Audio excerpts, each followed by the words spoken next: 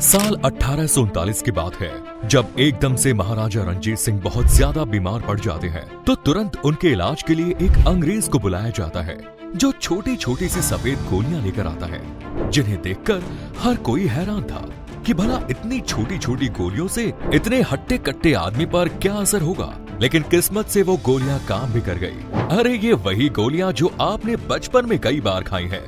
याद करिए, जब हम बीमार पड़ते थे तो हमारे पेरेंट्स हमें एक ऐसे डॉक्टर के पास ले जाते थे जो हमें ना तो इंजेक्शन देता था और ना ही कड़वी दवाई, बल्कि वो हमें छोटी छोटी सी मीठी गोलियां देता था। हैरानी की बात तो ये है कि उन्हें खाकर हम ठीक भी हो जाते थे। यानी ऐसा तो बिल्कुल नहीं था कि ये गोलियां बच्चों को बहलाने के लिए थी, क्योंकि घुटनों के दर्द से परेशान आपकी माँ और दादी भी ये गोलियां जरूर खाती है। हो सकता है आप भूल गए हो, तो हम बता दें कि इन सफेद गोलियों को होम्योपैथी कहते हैं, जिसकी मार्केट ने एलोपैथी और आयुर्वेद को हिलाकर रख दिया। हम भला ऐसा क्यों कह रहे हैं, तो जरा इन आंकड़ों पर नजर डालिए।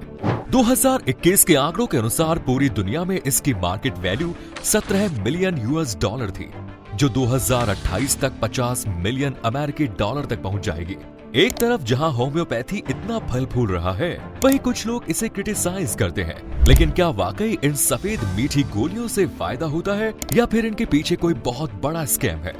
अगर हाँ, तो फिर दवाई खाने से हम ठीक कैसे होते हैं, इसको आज थोड़ा हम डिटेल में समझते हैं। साल 1796 में सैमुअल हैनीमैन ने जर्मनी में होम्योपैथी की शुरुआत की। इसके पीछे एक अलग हिस्ट्री है। खैर जो भी हो, फिलहाल इतना समझ लीजिए कि होम्योपैथी देखते देखते अमेरिका और फ्रांस के साथ साथ पूरी दुनिया में फैल गई। वहीं भारत में होम्योपैथी लाने का क्रेडिट डॉक्टर जॉन मार्टिन हॉनिगबर्गर को दिया जाता है, जिन्हें 1839 में महाराजा रणजीत सिंह के इलाज के लिए उनके दरबार में बुलाया गया। उनके इलाज करने के बाद डॉक्टर हॉनिगबर्गर अपना बोरिया बिस्तरा लेकर कलकत्ता में ही बस गए, और फिर यहीं से उन्होंने भारत में होम्योपैथी के विकास के लिए रोड मैप तैयार किया। और आज भारत में होम्योपैथी सबसे ज्यादा फेमस है, और इसे फेमस करने में भरपूर साथ दिया भारत सरकार की आयुष मिनिस्ट्री ने, जिसे साल 2014 में बनाया गया था, जिसमें ए का मतलब होता है आयुर्वेदा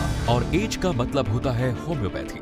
सरकारी आंकड़ों के हिसाब से अगर एलोपैथी को साइड कर दिया जाए, तो पूरे देश में कुल रजिस्टर्ड प्रैक्टिशनर का आंकड़ा करीब 6 लाख है, जो अलग अलग साइंस स्ट्रीम्स में सर्विस दे रहे हैं। और शायद आपको जानकर हैरानी होगी कि उनमें से आधे यानी 3 लाख के करीब प्रैक्टिशनर्स होम्योपैथी के हैं। अगर आप इसे एलोपैथी से कंपेयर करें, तो महज 5% डॉक्टर ही होम्योपैथी के हैं, लेकिन ये 5% पेशेंट्स को ट्रीट कर रहे हैं। आयुष पोर्टल के अकॉर्डिंग होम्योपैथी कई करोड़ लोगों का ट्रीटमेंट कर चुका है। देश भर में होम्योपैथी के 245 कॉलेज हैं, जिनमें हर साल 19,000 से ज्यादा डॉक्टर सर्विस के लिए निकलते हैं। भारत में आयुष मंत्रालय के तहत आने वाले कुल 3,859 अस्पतालों में से 262 अस्पताल होम्योपैथी की सर्विस देते हैं। वहीं छोटी डिस्पेंसरी की बात करें तो आयुष की कुल 29,951 डिस्पेंसरीज में से 27% यानी 8,230 होम्योपैथी से जुड़ी हुई है। एक तरह से देखें तो एंशिएंट नॉलेज यानी आयुर्वेदा के बराबर पॉपुलैरिटी हो चुकी है, जो कि 19th सेंचुरी में फॉरेन प्रैक्टिसेस की तरह भारत में आई थी। भले ये कितने भी पॉपुलर क्यों ना हो जाए, लेकिन आज भी कुछ लोग इसको इनफेक्टिव, अनसाइंटिफिक और स्कैम बोलते हैं। अब क्रिटिसिज्म के बाद हमें होम्योपैथी की हिस्ट्री और बेसिक प्रिंसिपल्स को समझना होगा। तो जब मुझे इसके बारे में पता चला तो मैं भी शॉक्ड रह गया था। दरअसल होम्योपैथी की शुरुआत फ्रस्ट्रेशन की वजह से हुई, और ये फ्रस्ट्रेशन उस समय यानी करीब 227 साल मेडिकल प्रैक्टिसेस के अगेंस्ट थी। शायद आपको यकीन नहीं होगा, लेकिन तब इलाज किसी बीमारी से ज्यादा खतरनाक होता था। उस वक्त ब्लड लेटिंग का कॉन्सेप्ट चलता था, जो आपको कई जगह अब भी देखने को मिल जाएगा। वो लोग नसों को काटकर आपका खून निकालते थे, चाहे आपको खांसी हो, जुकाम हो, स्मॉल पॉक्स हो या फिर बुखार। अमेरिका के राष्ट्रपति जॉर्ज वॉशिंगटन की मौत ही इसी वजह से हुई। एक्चुअली उनका गला खराब था और उन्होंने ब्लड लेटिंग शुरू कर दी, जिससे 12 घंटों में उनका 2365 मिलीलीटर खून बह गया और उनकी मौत हो गई। इसके अलावा लैक्सेटिव दिए जाते थे ताकि आपका पेट खराब हो जाए, वॉमिटिंग पिल्स दी जाती थी ताकि आपके अंदर की बीमारियां बाहर निकले। गजब था। मतलब छोटी छोटी बीमारियां ठीक करने के लिए ऐसे ट्रीटमेंट्स बना रखे थे कि लोगों की हालत खस्ता हो जाती थी। हर कोई परेशान हो चुका था, लेकिन किसी को कुछ समझ में नहीं आ रहा था कि अब करे तो करे क्या। तब जर्मनी में बैठे सैमुअल हैनीमैन भी ये सब देख ही रहे थे और उसने फ्रस्ट्रेशन में कहा कि ये एलोपैथी है और ये लोग किसी भी बीमारी को उसके ऑपोजिट के जरिए ट्रीट करते हैं, तो आसान शब्दों में कहें तो एंटीबायोटिक के जरिए। लेकिन सैमुअल हैनीमैन कुछ डिफरेंट करना चाहते थे और उस डिफरेंट को उन्होंने नाम दिया होम्योपैथी। उन्होंने कुछ ऐसे कॉन्सेप्ट्स दिए जिनके जरिए पूरी होम्योपैथी को ऑपरेट किया जा सके, लेकिन ये कॉन्सेप्ट बेहद ही शॉकिंग थे। सैमुअल हैनीमैन का पहला प्रिंसिपल था प्रिंसिपल ऑफ सिमिलर। ये कहता है कि जिस चीज से बीमारी हुई है, अगर उसी चीज के थोड़े थोड़े मात्रा में डोज दिए जाए तो उसी से उसका इलाज भी निकाला जा सकता है। सेकंड प्रिंसिपल है डिल्यूशन। ये थोड़ा टेक्निकल है। इनका कहना था कि दवाई सीधे मत दीजिए, बल्कि डाइल्यूट करके दीजिए। आसान भाषा में कहे तो 1% दवाई दो, 9% पानी लो और दोनों को मिला दो। ये बन गया 1x डाइल्यूशन। अगर और डाइल्यूट करना है तो पहले वाले मिक्सचर से 1% दवाई निकालो और फिर से उसमें 9% पानी मिला दीजिए और ये बन जाएगा 2x डाइल्यूशन। ये प्रोसेस काफी लंबा चलता। अगर आप किसी होम्योपैथी स्टोर पर जाकर दवाई की पोटेंसी चेक करेंगे तो आपको 30x डाइल्यूशन की पोटेंसी या 200C तक की पोटेंसी देखने को मिल जाएगी। आप यहीं से अंदाजा लगा सकते हैं कि होम्योपैथी की दवाइयां कितनी डाइल्यूट होती हैं। कुल मिलाकर दवाई में पानी ही बचता है। इतना सब जानने के बाद अगर मैं आपसे एक सवाल पूछूं कि जो दवाई जितनी ज्यादा डाइल्यूटेड होगी वो उतनी कम पावरफुल होगी या ज्यादा, अगर आपने कम वाले ऑप्शन को सिलेक्ट किया है तो आप गलत हैं। अब आप सोच रहे होंगे कि इतनी ज्यादा डाइल्यूटेड यानी पतली दवाई कैसे किसी बीमारी को ठीक कर सकती है, वो तो कम इफेक्टिव ही होगी ना। सैमुअल हैनीमैन की सोच बिल्कुल इसके ऑपोजिट थी। उनका मानना था कि जो दवाई जितनी ज्यादा पतली होगी वो उतनी असरदार होगी। उन्होंने इसके पीछे एक गजब का लॉजिक दिया। सैमुअल का कहना था कि जितनी बार दवाई को डाइल्यूट किया जाता है उतनी बार उसे शेक किया जाता है और एंड में जो सब्सटेंस बचता है असल में वो दवाई नहीं होती बल्कि वो उसकी आत्मा होती है, यानी कि जो पानी है वो उसकी सारी क्वालिटी को एब्जॉर्ब कर लेता है। सैमुअल के इन्हीं प्रिंसिपल्स की वजह से लोग होम्योपैथी पर सवाल उठाते हैं कि ज्यादा डाइल्यूशन से ज्यादा पावर कैसे आती है। इसके बारे में भी जानेंगे, लेकिन ये जानना जरूरी है कि इतने ज्यादा सवालों के बाद भी होम्योपैथी इतनी पॉपुलर कैसे हो गई। इसका पहला रीजन है डिल्यूजनमेंट विद मॉडर्न मेडिसिन। जैसा कि हम बता चुके हैं कि उस समय होम्योपैथी की शुरुआत ऑल्टरनेटिव मेडिसिन की तरह हुई, क्योंकि लोग बीमारी से ज्यादा उसके इलाज से परेशान हो चुके थे। वहीं दुनिया में आज भी बहुत से लोग ऐसे हैं जो एलोपैथिक मेडिसिन के रिएक्शन और साइड इफेक्ट की वजह से होम्योपैथी या दूसरी ऑल्टरनेटिव मेडिसिन की तरफ भागते हैं। वैसे भी लोग ये कड़वी दवाइयां और इंजेक्शन क्यों ही लेंगे जब उनका काम मीठी मीठी गोलियों से हो जाए। इसके अलावा होम्योपैथी की तरफ रुझान का दूसरा कारण है साइंटिफिक टेम्परामेंट। 6 यूरोपियन कंट्रीज में एक स्टडी की गई जिसमें यह पाया गया कि जिन लोगों के बीच में साइंटिफिक टेम्परामेंट थोड़ा लो था वहां पर होम्योपैथी ज्यादा यूज की जा रही थी, जिसमें से ज्यादातर पढ़े लिखे थे।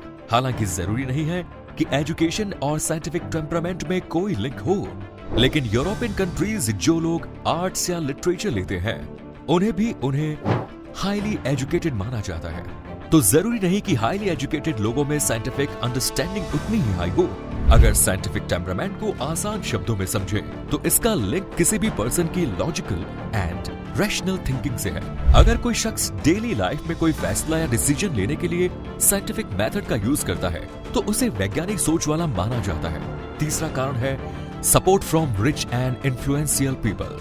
आप लोग भी हमारी तरह पहले यही सोचते होंगे कि गरीब लोग महंगी एलोपैथिक मेडिसिन नहीं खरीद सकते, शायद इसीलिए वो लोग होम्योपैथी की गोलियां लेते होंगे जो काफी सस्ती होती है।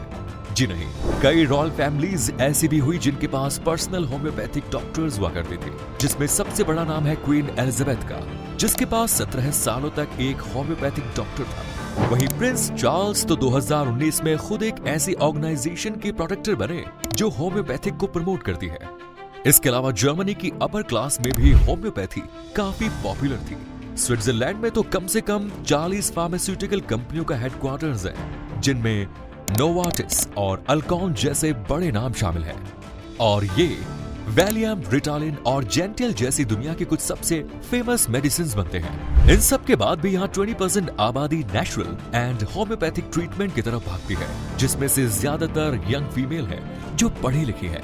वहीं भारत की बात करें तो NSSO का सर्वे बताता है कि ईस्टर्न इंडिया के 4 राज्य पश्चिम बंगाल, असम, बिहार और ओडिशा में होम्योपैथी को अपनाने वाले 4 सबसे बड़े राज्य हैं ये। सर्वे के अनुसार पश्चिम बंगाल में 27.4% लोग होम्योपैथी का सपोर्ट करते हैं। अब ये तो थी पॉपुलैरिटी की बात, लेकिन वो सवाल अब भी बाकी है कि इसको क्रिटिसाइज क्यों किया जाता है। दरअसल ये क्रिटिसिज्म होम्योपैथिक के 2 बेसिक प्रिंसिपल्स की वजह से किया जाता है। Avogadro numbers V1/N1 is equal to V2/N2 के अकॉर्डिंग अगर किसी सब्सटेंस को बार बार डाइल्यूट किया जाए तो फाइनल सोल्यूशन या मिक्सचर में उस सब्सटेंस का एक मॉलिक्यूल तक नहीं बचेगा। और अगर होम्योपैथी की टर्म में बात करें तो ये नंबर 24x या 12c तक होता है, जबकि हमें होम्योपैथी की दवाइयां 30x 200c तक मिलती है। अगर आप 30x पोटेंसी की दवाई पीते हैं तो आपको 30,000 लीटर दवाई पीनी होगी उसमें एक्चुअल दवा के एक मॉलिक्यूल को ढूंढने के लिए। तो ये इतनी डाइल्यूटेड दवाई कैसे इफेक्टिव हो सकती है?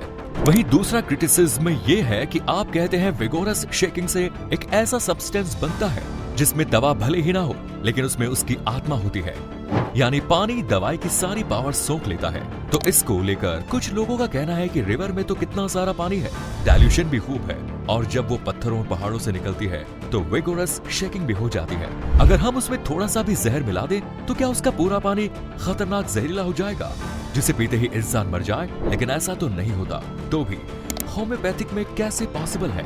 चलो मान भी लें कि ये क्रिटिसिज्म सही भी है और होम्योपैथिक अनपावरफुल है, फिर इसकी दवाई खाने से ठीक कैसे होते हैं? तो उस पर क्रिटिक्स 2 बातें कहते हैं। पहली ये कि जो होम्योपैथिक में कंसल्टिंग होती है डॉक्टर्स के साथ, वो 1 या 2 मिनट की नहीं होती बल्कि पर्चा बनाया जाता है, फिर 2-3 टेस्ट किए जाते हैं और दवाई दी जाती है।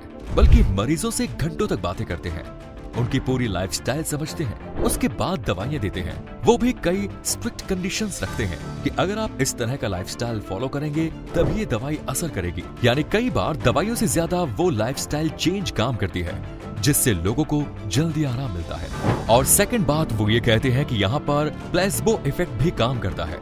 इसे आसान भाषा में समझाते हैं। देखिए, अगर कोई आपको टॉफी देकर ये कह दे कि आप इसे खा लीजिए, ठीक हो जाएंगे, ये बात आपके दिमाग में हिट करती है कि अब मैं दवा खा रहा हूँ, मुझे इससे आराम मिलेगा, बॉडी में एनर्जी आ रही है। इसी प्लेसबो इफेक्ट की वजह से लोग होम्योपैथिक की दवा खाकर ठीक भी होते हैं। ये इफेक्ट वैक्सीन की टेस्टिंग के दौरान भी चेक किया जाता है। एक को वैक्सीन दी जाती है और एक को दूसरा सोल्यूशन, फिर चेक किया जाता है कि क्या वैक्सीन भी बराबर इफेक्ट करती है।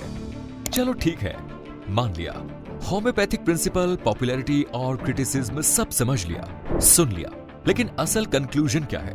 कंक्लूजन बस इतना है कि ये ऑल्टरनेटिव मेडिसिन है जिसमें कई अच्छी चीजें हैं। एक तो ये डॉक्टर्स मरीजों से अच्छे से घंटों तक कंसल्ट करते हैं, उनके लाइफस्टाइल को समझते हैं। इसके अलावा अपर रेस्पिरेटरी ट्रैक्ट इन्फेक्शन या फिर आर्थराइटिस में होम्योपैथिक काफी अच्छी साबित होती है। इसके साइड इफेक्ट कम रहते हैं। कई बार एलोपैथिक दवाई के साथ साथ होम्योपैथिक दवाई भी दी जाती है।